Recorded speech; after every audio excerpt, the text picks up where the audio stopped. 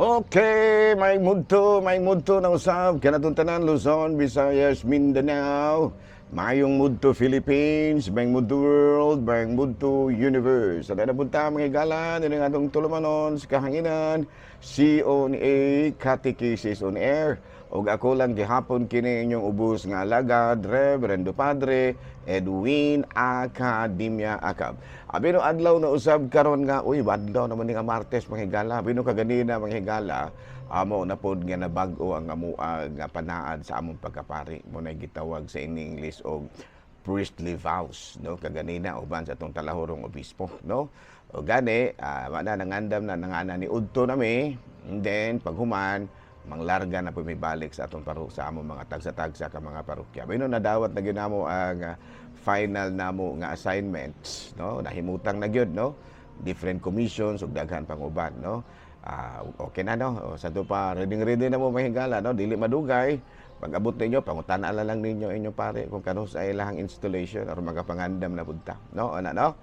Bino, de unya ra ko mutugaan mga higala ug asa ko ma-assign kung tuwa na gyud ko dito kay basin unya og dunay mga unsa-unsa pa na din hang kakulangan, ana, no? So unya na lang gyud kung tuwa na ko sa akong final assignment, ana na ko moingon nga muna ni anak ko ron sa kuan, ana, ha?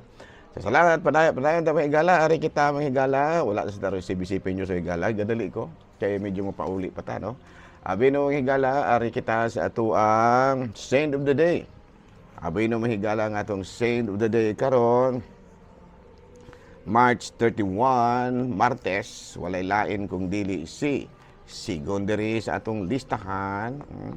Doon naman tayo listahan diri mahigala March 31 atong sugan gamay kay yung ngit-ngit na Saint Stephen of Marsaba. Abay no kini si Saint Stephen of Marsaba mahigala ko ang kini siya nagpuyo sa usa ka monasteryo. Doon na siya, no, lived a monastic life since the age of 10. Uy, 10 anyos pa mga higala, no? Naana ni siya sa monasteryo nagpuyo. At the age of 20, he asked permission to live a hermit life. Gikan sa kining gitawag na to kinabuhi sa monasteryo, nihangyo siya nga magpuyo siya isip usa ka ermitanyo.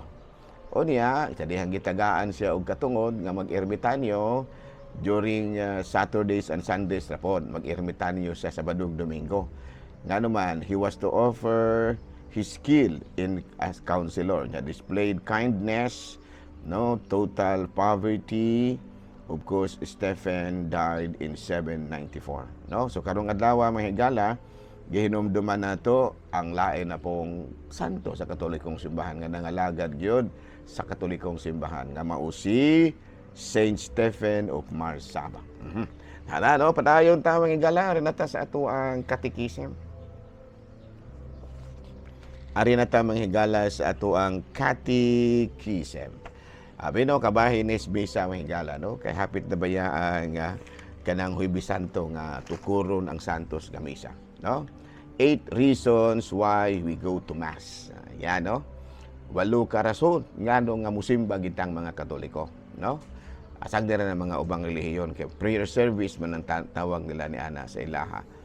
Prayer service. Atua, kuaning atua sa pahayagan kayo. Kuaning atua kanang misa, no? Asa ganito na pulong ng pulungan ng gikan ng misa, no? Ang misa kinutlo gikan sa pulong nga misyon. No, kanang human bitaw sa human sa misa mahigala moingon man na ang pare tapos na ang misa, dado na to ang kalinaw ni Kristo. Ya kanang pulong nga misyon, kay misyon malagi na, no? Kay gisugo malagi ta sa Ginoo ana, no? Nga magmisyon kita muna diha dapit kutlua ang pulong nga misa. Abi no, matud pa ni Bishop Fulton Sheen, if you don't get anything out of Mass, no? It's because you don't bring the right expectations to it. Nga sa ato pa, kung para nimo wa gyud kay makuha sa santos nga misa, tungod ka na kay dili mao ang imong gilauman nga madawat sa santos nga misa. You don't have the right expectations. The Mass is not an entertainment. Muna ito hunahunao, no? Nga ang misa, dili na siya para malingaw ta, no? It is to worship God. It is worship of the God who made us and saved us. Muna, no? Nga sa ato pa, ang misa di ay, no? Ang misa di ay, maoy pag-worship. Masama pag-worship, pag-ampo ngadto sa Dios nga maoy naghimo ug nagluwas kanato. Mo nang makabalo pud ana, no? It is an opportunity to praise God and thank Him for all that He has done for us. Mao ka ng panahuna nga ato siyang nga matagaan kitag higayon, oportunidad nga atong madayeg ang Dios ug mapasalamatan tungod sa tanan nga mga bayang butang nga atong nadawat gikan kaniya. No? If we have had a correct understanding of Mass, it will become more meaningful to us. Kung nakasabot ganita ana, no, right understanding, no, correct understanding of Mass, it will become more meaningful to us. No, we will want to go Mass. We will understand why the Mass is God's precious gift to us, and we wouldn't think of refusing that gift. Ayan, no? Klaro ba? Kung atong gihuna-huna, no, nga ang misa mauigasa sa Dios alang kanato, di gyud siguro mahitabo nga ato siyang balibaran. No, mubalibad kas Ginoo, dili pod kay ka makahimo ana. Gawas kun wala kay pagtuo. No, di ba no? Sa tubalikon na, ang nagsulti ani si Bishop Fulton Sheen, hapit na pud gani mamahimong santo kay na venerable naman siya, no? Bishop Fulton Sheen said, if you don't get anything out of Mass, it's because you don't bring the right expectations. Bisayo na to, ha? Kung alang kanimo wa gyud kay nakuhang maayo gikan, no? Gikan sa Santos nga misa, tungod ka na kay dili mao ang imong gilauman nga makuha sa misa. Kaya ang misa dili para lingaw-lingaw. Usa kini kapaagi sa pag-ampo ngadto sa Dios nga mao'y naghimo ug nagluwas kanimo. Naghatag kini kanimo og kahigayunan nga imong madayeg ug mapasalamatan ang Dios. It is, if we have the right understanding of Mass, no, kung nakasabot gyud kas misa unsa gina siya, we will want to go Mass. Musimba gyud ka, no? Kung nakasabot gyud ka ba ug unsa ginang misa. Kung nasabtan gyud nimo ang misa, why the Mass nga kung masabtan gyud nimo ang misa nga maudi ay kini ang pinaka, no, precious or pinaka bililhon, precious ba? Bililhon nga gasa sa Dios ngadto sa tao, dili yun siguro mahitabo nga mobaliban ka. Klaro? Reason number 1, nganong musimba ta? 8 reasons to go to Mass. Number 1, because the third commandments given to us by Moses says, remember to keep holy the Sabbath day. Ato ka nang mabasa sa Exodus Kapitulo 20, versikulo 8. No, nga number 1 is tungod ka usa ka na kapag tuman sa ikatulo nga sugo. Unsa ganito? Hinumdumi ang pagbalaan sa adlaw ng ipapahulay. Unya kitang mga Katoliko kay Lunes man ta mosugod og trabaho.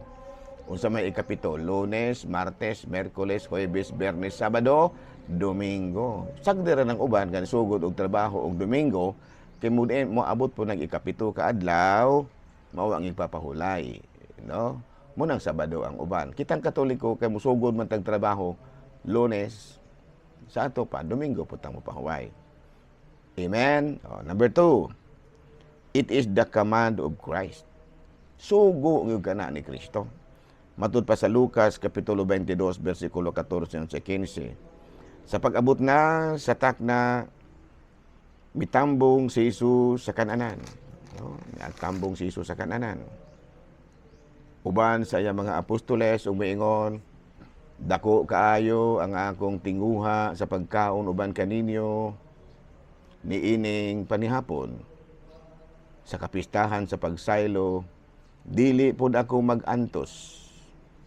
kay sultihan ko kamo nga dili na gayud ako mukaon niini hangtod nga himuon kini didto sa gingharian sa Dios. Unya gikuha ni Jesus ang kupa. Nagpasalamat sa Dios ug miingon, dawatan ninyo kini tanan ug kana.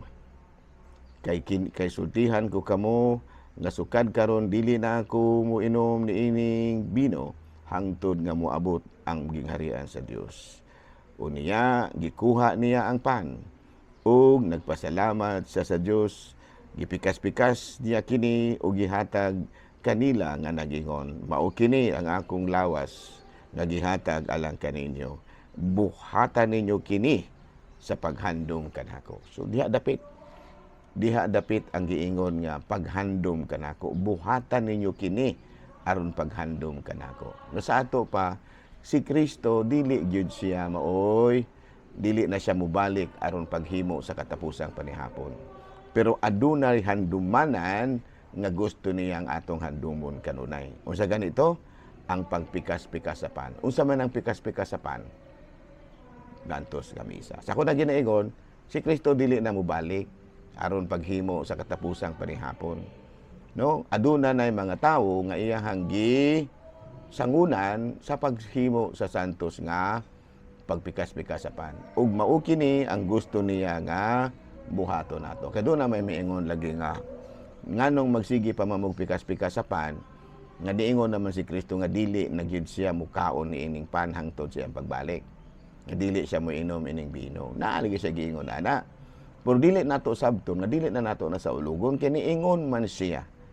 Mao kini ang akong lawas nga gihatag alang kaninyo. Buhatan ninyo kini aron paghandom kanako. Sa tupap, personally dili na siya. Pero dunay handumanan nga iyang ipahandom kanato. Kita-kita na lang kauban sa mga pare. Kato pa ang paghimo dahil sa Santos nga Misa nga mao ang pagpikas-pikas sa pan, mao ang paghandom. Okay, klaro? Nahala no? So dinil sa takuto. Dinil na sa takuto pa balik ato na ni balikan ugma no pit sa uno. No kung naa pa ta kay kuan man basin kung sugod ugma dili na ta wala na tay programa kay ang programa na sa Semana Santa. Pero kung naa pa ta, sige pa na yung lagyan nato na siya. Ha? Okay? Hala no? So, din nila sa kutob ha. Sa ngalan sa itong talahon ng Obispo, Bishop Julito B. Cortez, Station Manager, si Father Ram, ako ragyahapon kini, inyong ubus nga alagad, Reverendo Padre Edwin Academia Akab, manamilit usap ka ninyo. Ug manalangin ka nato ang Dios, magkagahong tanan, Amahan, Anak, Espiritu Santo. Good noon, Pilipinas!